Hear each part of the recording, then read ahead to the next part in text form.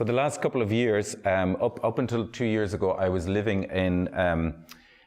Rangoon in Burma, and I first visited there about 10 years ago, and I remember being so captivated by the city. I wrote this poem called Bookshops in Rangoon, and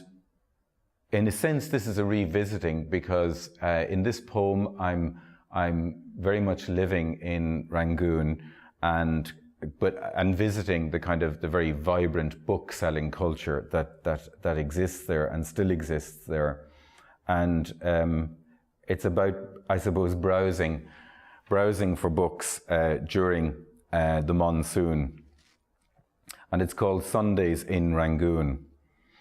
And I have a little quotation from the top, which is from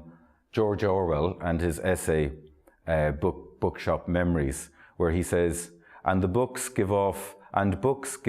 more nastier dust than any other class of objects invented, and the top of a book is where every bluebottle prefers to die.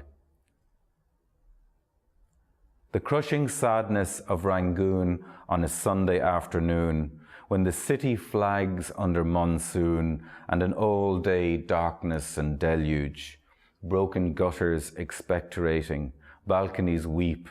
and walls and gables all mapped in patinas of black mould, where every drain has overflowed to river the streets and your feet.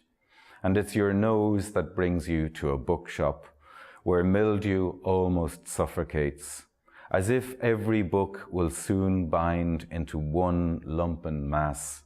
having absorbed the shelves, sponged up the damp surrounds and the very air, all bearing witness to nothing everlasting here.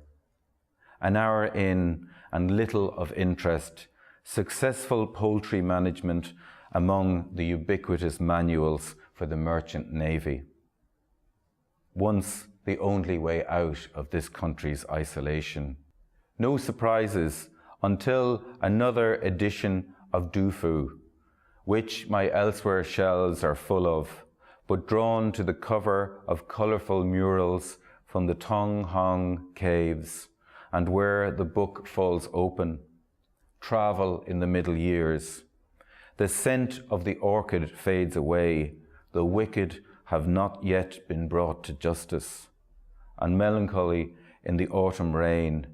we have not seen the sun. When will Mother Earth become dry again? Difficult to resist, and made more so because of the bookmarks, a 1979 ticket to a vanished cinema, a tiny printed recipe which could pass for a prayer, 2 worthless 5-chat notes, and a folded page of yellowed paper with an inked handprint on either side, one male and the other female, both hands etched ghostly, a skiagram of their union, and beneath and written in Burmese, 5 a.m., Thursday, the 21st of October in the Burmese year of 1315. So, 60 years since they separated, while Dufu presided across 12 centuries, since that morning perhaps, when one walked out into the empty streets, each returned to themselves, the monsoon tailing, and like Dufu's lone wild goose, replying to cries that were its own echoes.